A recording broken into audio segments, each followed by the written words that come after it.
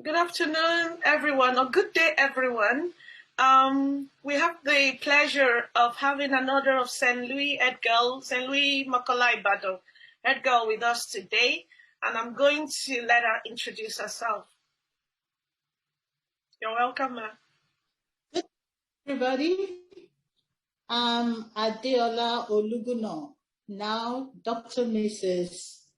Adeola Ilechukwu. I'm a pastor. I'm a computer professional. I'm a housewife. I'm a mentor. I'm a coach. I wear several caps as of now, and I thank God for this opportunity to share with you all a little bit about myself since I left St. Louis Grammar School. I came into the college or the school in 1973, January, where the January set, and we finished June 1977. It was a very pleasant time for me at St. Louis generally, and being the head girl, I remember the day I was announced as the head girl. I was so shy. I ran away, went into the hostel, slid in between the sheets, the bed sheets, covered my head with a pillow. Everybody was looking for me until they found me in the dormitory. I was shouting, Diola, Diola, Diola, Diola, that day. I just couldn't imagine that I was going to be the head girl for the school. It was quite a good time we had. And as a boarder, you can't be a head girl if you're not in the boarding house. You can only be the head girl if you are a boarder. And so from year one, that is my Form 1 in the school, till I graduated in year 5, my Form 5, I was the boarder. One of the traditions of the school that I held so dear to heart were the Saturdays, the principal, Sister Principal, as we used to call her, the Reverend Sister Dipna Jury, when she had lessons, moral lessons for us. She taught us a number of things on those Saturdays, which I've not forgotten quite a number of them. So many things she taught us, and they all helped me in life. Another thing I can remember, which it's so difficult for me to forget, was one of the days as a head girl, after dinner, after supper rather, I stood up, rang the bell to share the grace after meals, and the noise was so much, people did not stop talking. And I kept ringing the bell. I rang the bell for I think almost 10 minutes. Nobody responded. We didn't know that the principal was in her office. All of a sudden, she showed up at the entrance door, and everybody kept quiet.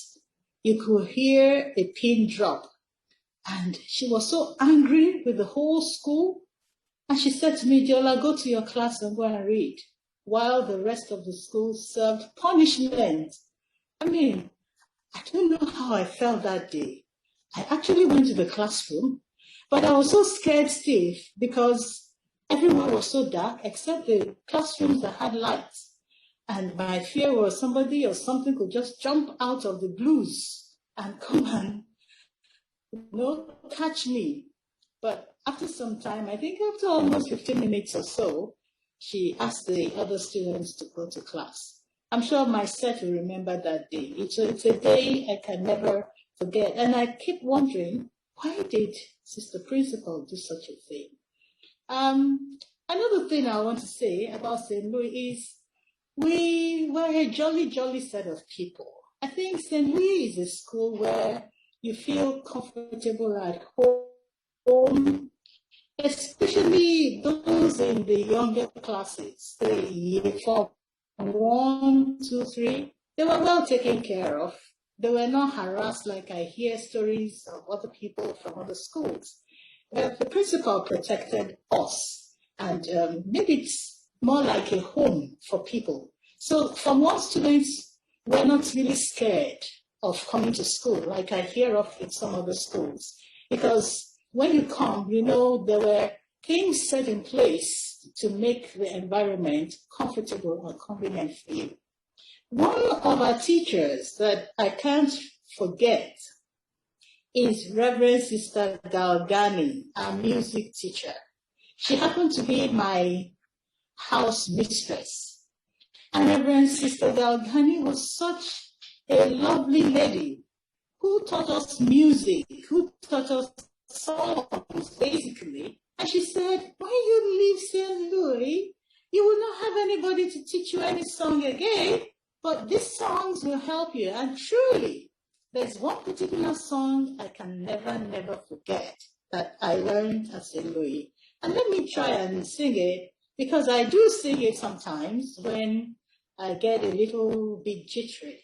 It says, whenever I feel afraid, I strike a careless pose. I never, but no one ever knows I'm afraid. Let me take it again. The song says, whenever I'm afraid and I feel so jittery, I strike a careless pose. So nobody never knows actually that I'm afraid. While shivering in my shoes, I just sing on, that kind of thing. And I'm sure my classmates who remember that song will be singing along with me when I sing again. It's a very good song. For those of us who have a very Christian spiritual background, will appreciate that song. It was much later I discovered that it was a part of the Sound of Music rendering, and it's really blessed me over the years. Another teacher that really impacted my life is Mrs. Hurst, our American lady who taught us sports. She was our sports teacher, and I remember in my Form 4, she wanted me to be the school prefect the sports prefect for the school. And I knew it was not going to be possible because it's Form 5s usually that are prefects in the school. But from my third year, she made me a member, that is Form 3. I was a member of the sports committee. I was the only Form 3 student on that committee. And it was much later I got to know that my mom knew her way back before I was born. But she was a good woman, Mrs. Hurst, an American lady, and she had a lot of influence on me. Because I was a sports girl, I did a lot of sports in school. I represented the school in several sporting activities. Initially I was a 100-meter sprinter, then I became a long-distance runner. I remember the basketball team, we represented Ibadan Barapa zone. St. Louis girls did that. We represented the state, at the state basketball. And though we didn't win because we didn't have a lot of coaching, but it was an exposure. It was a good time for all of us. St. Louis, it gives me a good memory. And whenever I think about my alma mater, in fact, I've gone there a few times. I was shocked that it had become a mixed school and the whole place was not just what I wanted to see. But, well, it still remains my alma mater. St. Louis girls were people who were unique in Ibadan in those days. When we go for competitions at Liberty Stadium, and when we go for all this musical stuff, I remember there was a man who wrote in his will that at his burial, the St. Louis choir was to sing at his burial. It was so awesome. In the whole of Ibadan, he just chose St. Louis Grammar School to be the school that would sing at his funeral. That was a real awesome event. One of the things I want to say about me and about myself, I went to school with my younger sister. Both of us were at St. Louis. My immediate younger sister, Mokola, Adebukola, Abidemi, Oluguno, now Atolade. So she's one of the people that I always talk about. She also tries to link me up with St. Louis activities on the WhatsApp platform, but it's been a bit hectic for me. My schedules are a bit tight. And so, Yemisi Oseni, she's married now. She's in the US. She's one of my classmates I can never forget.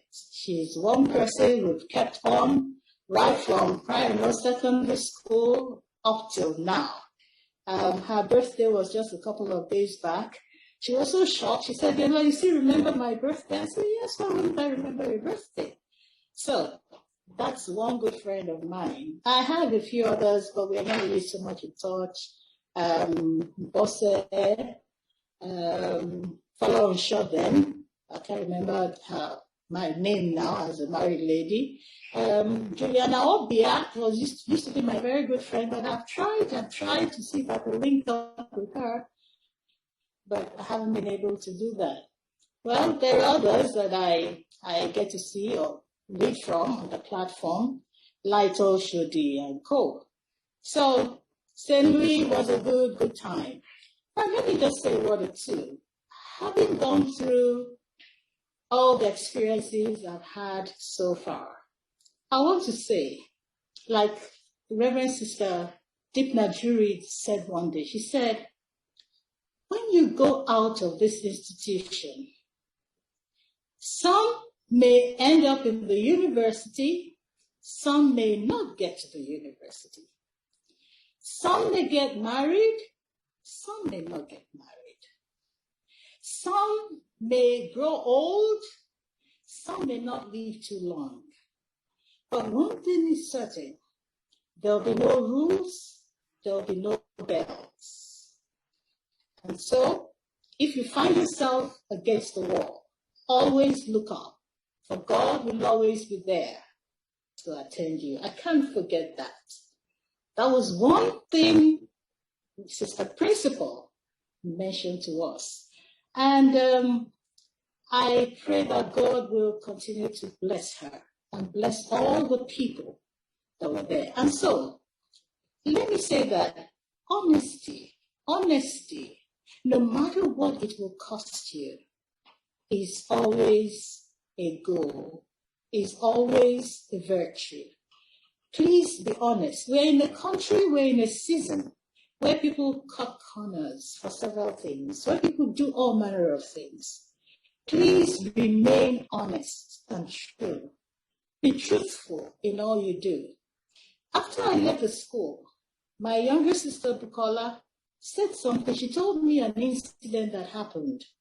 That something happened in the school, and the principal wanted to know what actually did happen. And nobody was ready to say anything. And she called her to stand up in the refectory and said, Mokola, answer my question. I know you will not tell a lie because your sister was honest. I mean, I know I got an award, a character award for the diocese by the time I was leaving the school, but I didn't know she would refer to that. And with that, my sister Buki spoke up. And she said, yes, I know you will tell me the truth because your sister was honest. Wow. And I said to myself, there was a day she called me to the convent, gave me the exam timetable to go and put in all the classrooms, paste on the board. I didn't understand her. Rather, I thought she wanted me to just drop them in her office, which I did.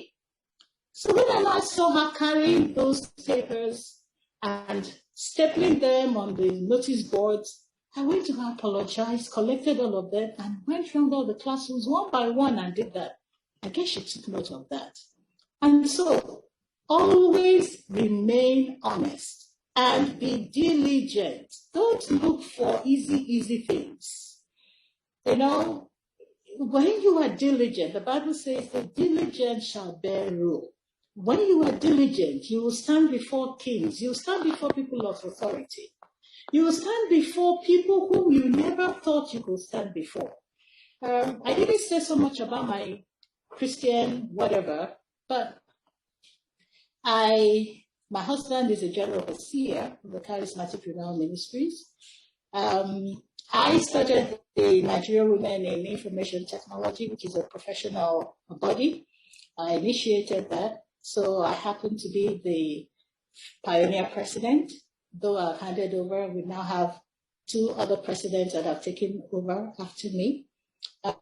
I have served in national committees of different bodies. The Wailing Women, some of you may have heard about the Wailing Women. I was one of the national coordinators. Currently, I'm the National Secretary for the Pentecostal Fellowship of Nigeria Women Wing. So that's why I said I wear several caps, just to mention a few. So all these keep me busy. Yes. And so let's remember that and treat people as such. The Lord bless you all. Thank you so much. Thank you so much. There are a few things I would just like to ask you. If you could remember, if you do remember the names of your assistant head girl, or if there was 1 or 2 at the time, would you like to share that with us? My assistant head girl, I remembered, but I don't know, I can't remember right now. Is it Duper somebody? Yes, it's Duper. I can't remember the surname. Yes, she was my assistant head. And there were a few other. Okay. Yes. Would you be able to sing us a song or poetry or some catching phrase from your St. Louis days? So many. I remember one that just came to my mind now when we are going to the stadium. We'll sing, Otori obìnrin ṣẹlọ́pàá, ṣẹlọ́pàá, ṣẹlọ́pàá, Otori ọkùnrin ṣẹlọ́pàá, ṣẹlọ́pàá sílẹ̀. If you don't speak Yoruba, you may not understand. But that's just one of those funny ones we sing when we're in the bus going to the stadium, because I was really a sports girl. Another song is the one we learned when during the music class. Oh, the wise, every morning you greet me far and wide, and so on and so on and so on. There are quite a number of songs, yeah. So I think with those 2, am I okay? Yes. And would you like to say a word to the Sisters of St. Louis? The Sisters of St. Louis. The Reverend Sisters. Yes. Okay. Yeah. I'll say being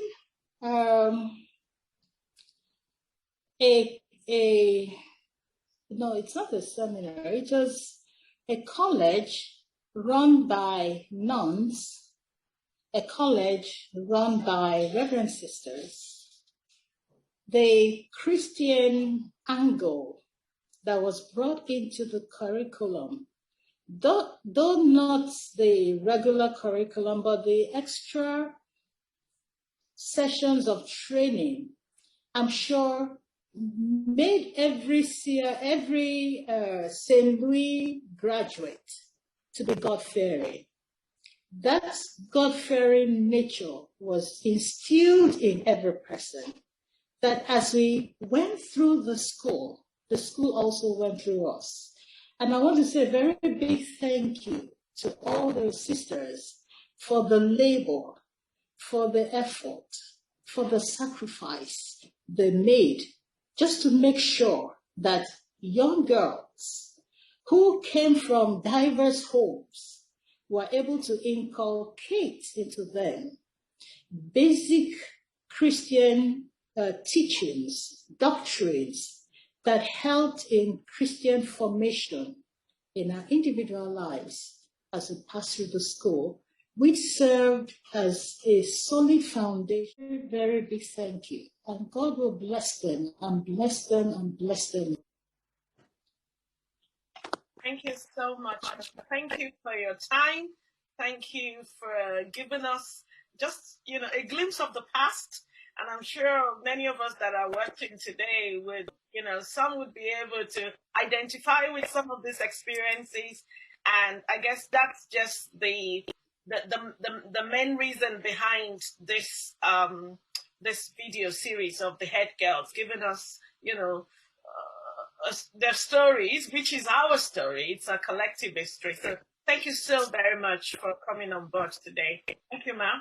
Bye. God bless. Thank you.